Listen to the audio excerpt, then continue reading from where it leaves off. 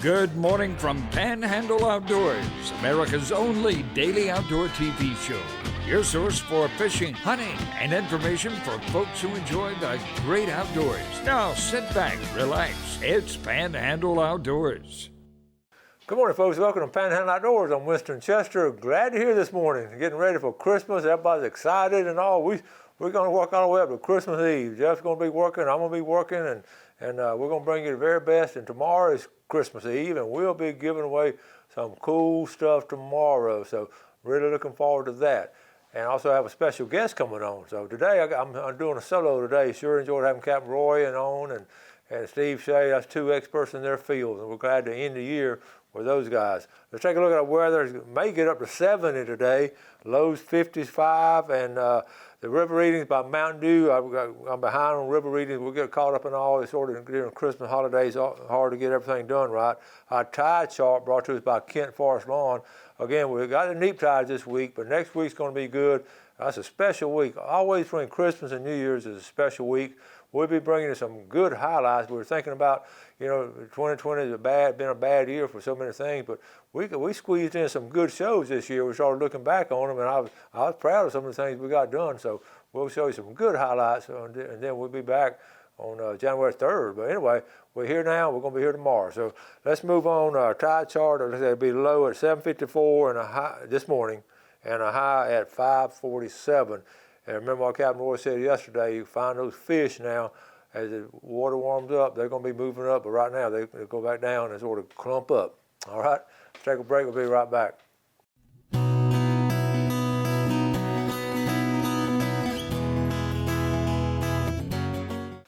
Okay, welcome back. I meant to ask Steve Shea the other day, we ran out of time.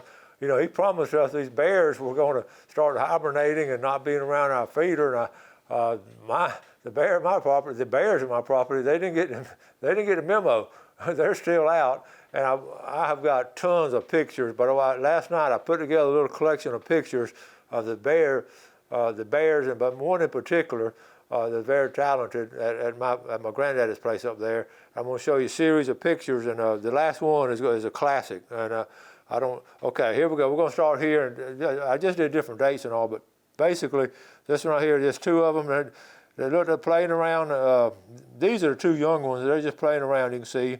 And then the second one of them gets up, and I could make it getting on to the other one. I feel like one of them was going to be a school teacher. And so that's a good one there. Okay, the third one, they're posing. They're posing for the camera. They're sitting down and being still. Okay, that's the third one. Fourth one, I've got three of them in here. Okay, now this was a couple of weeks ago right here, 2 weeks ago. And then they think something sort of fishy here because they know the food is there. And I've taken the corn out, putting oats in there now, but they still, okay, here's the next one. All right, this is a smart one. All right, he figured out, this was 8 days ago, or 10 days ago. Anyway, look at him, he's looking at the crank. He knows that the food is coming somewhere in there, okay? So what does he do? He looks up at the pole. He's figuring, the other bear just sort of watching him. I don't know if that's husband and wife or brother and sister or just two good buddies. But this one, this one's funny. He's looking at the pole. So okay, he looks like he's getting ready to jump, right? Guess what? He's standing by the pole now. He knows that food is up there. I've got hundreds of pictures, but these ones I picked out because of what he did, okay? He knows it up there. This was the next night. Well, what's he doing now? He's climbing. He is actually climbing the pole, which is not unusual. I need to put some grease on it. But folks, check out this picture here. He's actually balancing. Look, is that not a great picture? I'm serious. I told some people, I sent it to the grandkids and told them I've trained my bear to balance himself on the winch. That's a winch he's on. What he's trying to do is stand up there so he can reach up into the feeder. But I didn't. I was just. And now the next picture, they're even coming out in daylight now. Okay, and this was last week. They're coming out in daylight and eating. So they just didn't get a memo. They didn't get a memo that they're supposed to be hibernating. But I've got a kick. We get tickled watching them. I just haven't seen any bucks or many deer hanging around the feeder because of them. So anyway, let's move on. Speaking of big bucks, I want to show this one right here. Steve Barnett, congratulations on a team effort by my sons, Brent and Jarrett Barnett. Folks, this is a public land muzzleloader hunt in Mississippi. Brent made an awesome shot. Now you're talking, look at this, look at that buck right there. Brent, that's on public land, folks. And there's a picture there. There's a close-up right here by the river. Is that not, that's just a framer right there. I know you're proud of that. I know your brother Jared helped you load them up and all, put them on the boat, headed down the river. I just think that was a classic right there. So anyway, let me throw this out at you because people wanted my mama's icebox fruit cake. If you're watching, if you're recording it, you can see it right there. I won't go over it, but that's something we make. I told you the other day, we make an icebox fruit cake. I tried to explain to the kids the icebox was a predecessor of the refrigerator, and they claim they understand it, but I don't know if they comprehend it. So in the early days, icebox fruit cake. Okay, so anyway, I takes care of the pictures. I also, talking about big bucks and all, I mentioned this last week called the Rack Magazine, Ben Steele's story, the picture story was in it. I told you, I started reading it the other night, story after story. But the cover story, it just really caught my attention. I wanted to sort of share it with you. It's called Straight Up Old School Pursuit. And see the young lady there, it's her story. And she's from Wisconsin. She hunted the little girl with her dad and all this. She moved up. She has a TV show, has an outdoor TV show, and been doing really, had it for 10 years, and she's just been exhausted. I'm thinking, wait a minute, Jeff and I have been doing this 7 years, Jeff? 16 years? But we're still rolling strong every day. But anyway, she was cute and telling the story, but she wanted to go back. Her dad was an avid Wisconsin outdoorsman, and I've got friends from Wisconsin, and those guys up there in Wisconsin and Michigan, they know how to hunt, and they love the outdoors. And I know where she was coming from when she was explaining hunting up there. And her dad had decided to sell. He was 78 years old, and he wanted to sell his property. He didn't want to go to hunt his old hunting land and his cabin, and she wanted to go one last hunt. So she made arrangements with her dad, and she wanted to go home and see her cousins and all, and see the old family. And so she flew back to Wisconsin for one last weekend hunt at her dad's old hunt property, and that's what the story is about. It's a little 3-page story, but what was amazing. And she got away from all the machinery. She said there's no cameras, no super long scopes, no big, old school hunting that she did when she was a little girl growing up with her dad. She just wanted to have one weekend like that. And what happened, of course, you can imagine what happened. She killed a monster buck, one of the biggest bucks she's ever killed, and it made a cover. But what a heartwarming story. And she said she just got tears in her eyes to be there with her dad. When she shot it, she always would sit and wait 30 minutes, and then her cousins came and helped her get it out. And what a great family weekend they had.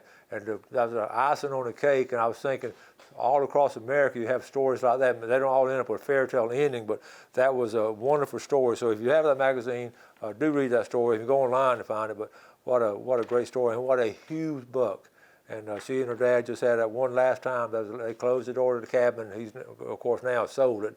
She said her dad played more golf and instead of hunting. But now I read that, and I said, you can do both. You can golf and hunt. There's not a law that says you can have to do just one of them. So anyway, I just want to share that story with you. All right, let's take a break, and we'll be right back.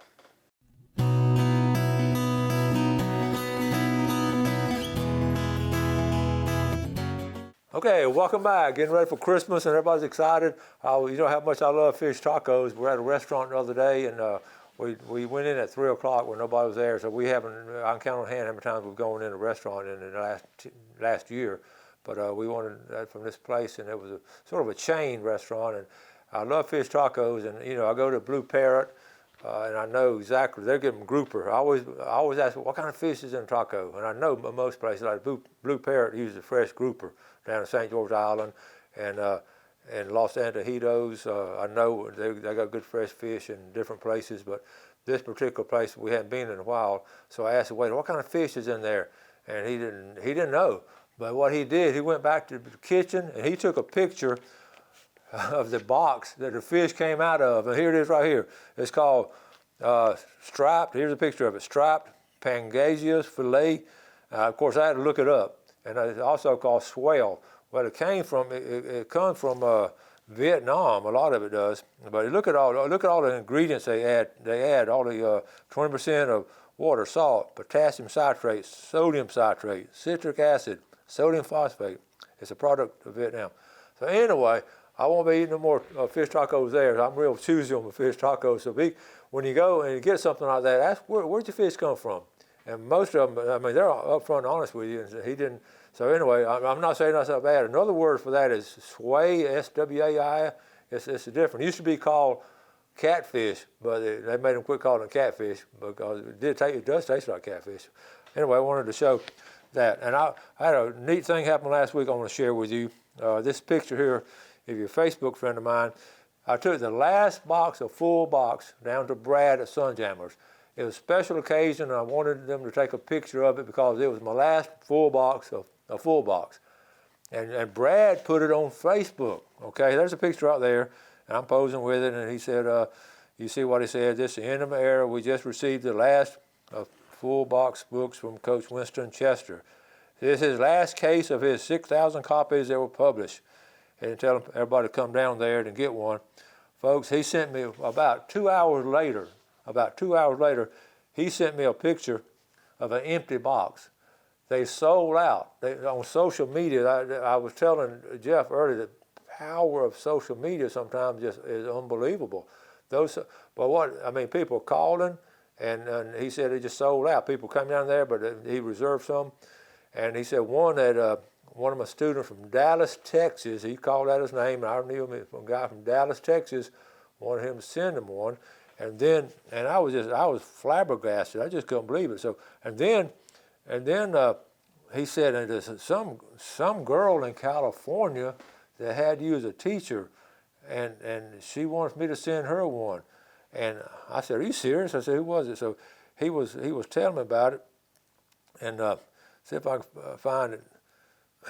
The big thing, that is the last box, but we did have a couple of stores still have some, and so anyway, that night I got a Facebook message from Ashlyn Klingesmith, and that was the girl.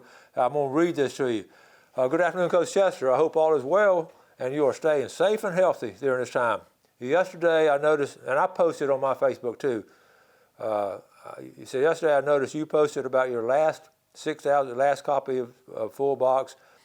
I was a student who lived in California that got your last copy. I can't wait to have this amazing book, Coach. Looking forward to reading it. So I replied back to her, oh my goodness, I remember her too. She just had a big old smile on her face every day in school, and she married a Navy guy, and they live in San Diego, and they got 2 little boys right now. And she said, and I was tickled. She said, it's something I always wanted. She can't wait. She can't wait to start reading this book to her 2 little boys. And she's something. She went on to say, she sent me another one. I always. She shared her experiences she had in my class with her husband and tell her about it. It's just one of those heartwarming fairy tale endings to the book story. For the quote, technically the last person to buy my book was one of my former students who now lives in California, and I went on a Facebook page and I got this picture of her. And I wanted to show you the picture. This is Ashlyn and her 2 little boys here, and it is here it is right here. But what a sweet girl and 2 fine-looking little boys there. But she's going to be reading full box to them at bedtime and all, tell different stories that she heard too. And one of the things that she always remembered, and I will share this with you real quick to be my last story. I had a desk calendar, and when the month ended, like say February 28th, so on March the 1st, I would be in my desk, and in my desk calendar, I'd be standing up there, and February would be over, so I'd tear out the sheet. I just want to make a scene. I'd tear out the sheet of February and hold it up. I say, y'all know what this is? And yeah, Coach, it's February. I said, you know what that means? And what does it mean, Coach? I said, it's over with. Good things, bad things, whatever happened, it's over with. I said, and I'd hold it up like that, and I said, you know where February's going? I'd drop it like that, and then I'd tease them a little bit, and I'd go, well, whatever happened, those tests, grades over with, And then I would say, but what about February? Where is it? And I'd let it go. And it dropped, and they would just, that little simple thing like that. And then I would pick up March, or the next month. You know what this is? This is March. I said, look at all the opportunities you're going to have in March. What are you going to do in March? And she still remembers that, and it runs true today. As you know, last month's over with. Forget it. You know, we can't help what happened, but man, what's going to happen next month? What's going to happen next year? So that was one of the when one of the former students remembers something like that. She says her calendar's on the refrigerator, and each month she tears it off and tells her husband, who's in the Navy, that same kind of story. This month's over with. What we're going to do this coming month? So anyway, let's end on that story. I'll be right back.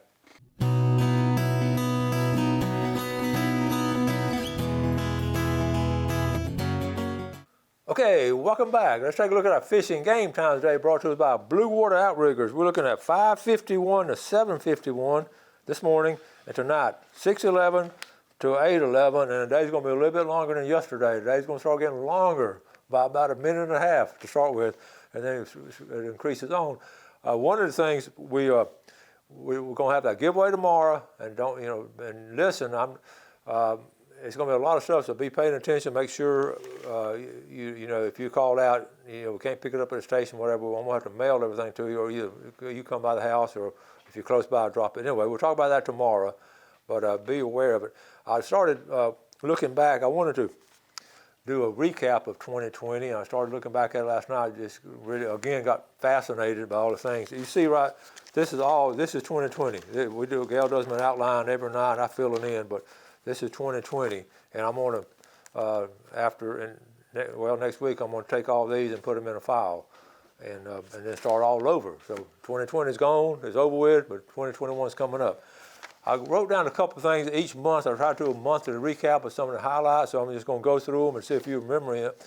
January 2nd, starting January, Bill and I were fishing down in Apalachicola, bay fishing, had Captain Roy on the show. We talked about building wood duck boxes. That's something you can do in January. And I also had some video on there. I was dog hunting with my nephew up there in Liberty County. So January was a pretty active month last year. February, Baby Flash was on the show. You remember that? He and his mom, Alicia, his granddad is George. And also in the early part of the year, we were doing students. You realize we did Students of the Month in the early part of the year. And we had Students of the Month on then. Here comes March. March, we started talking about Spanish mackerel. We do that every year in March. We had a quail hunt last year in March.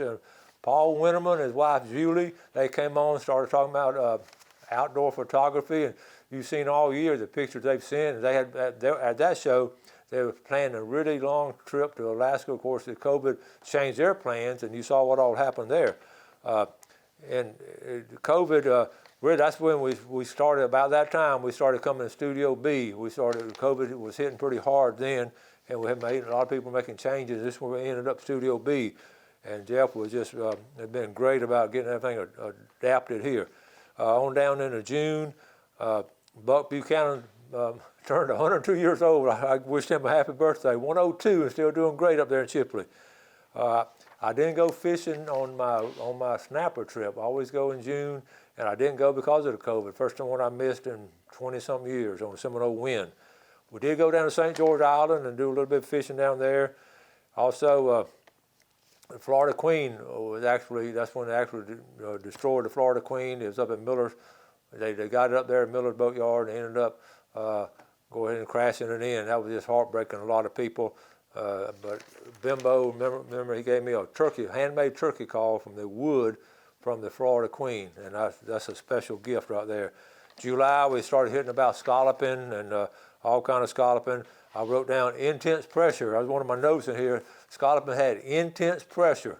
If you think that's intense pressure, wait till this motel opens up and then people start going all over the place. They're going to start having, I bet it's going to be like a one weekend with scalloping, they're going to be gone. You watch, that's coming. We'll talk more about that next year.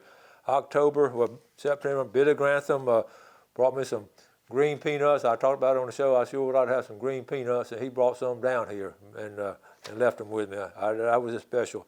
Talking about red fishing. And about September, I realized that we had lost it finally hit me. I didn't ever want to admit it for about last year or so. we lost the FWC as being a part of Panhandle Outdoors. I think it hit me in September. I wrote it down that they're not interested in our show.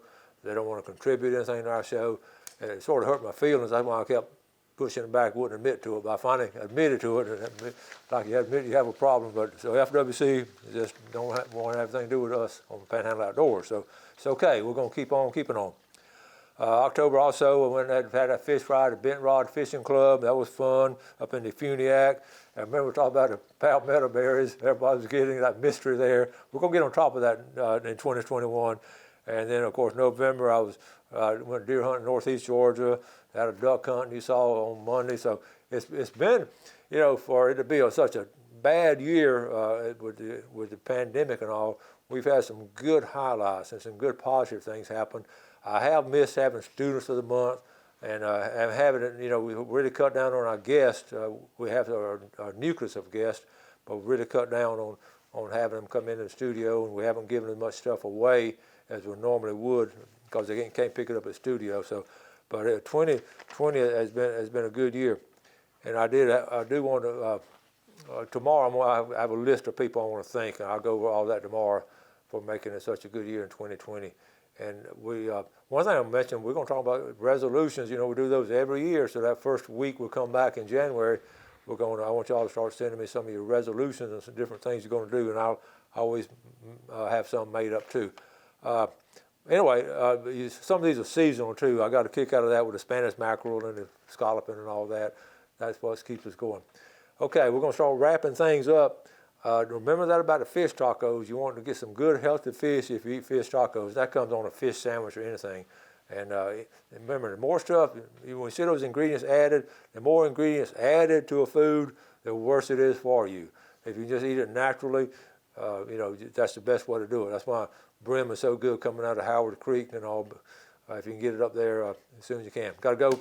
Thank y'all for watching Panhandle Outdoors. We got a big show tomorrow now. Y'all tune in. Y'all have a great day. Do something good for your fellow man, and God bless. Thanks for watching America's only daily outdoor TV show, Panhandle Outdoors with Winston Chester, featuring hunting, fishing, and other activities and information to help you enjoy the great outdoors. Join us next time for Panhandle Outdoors.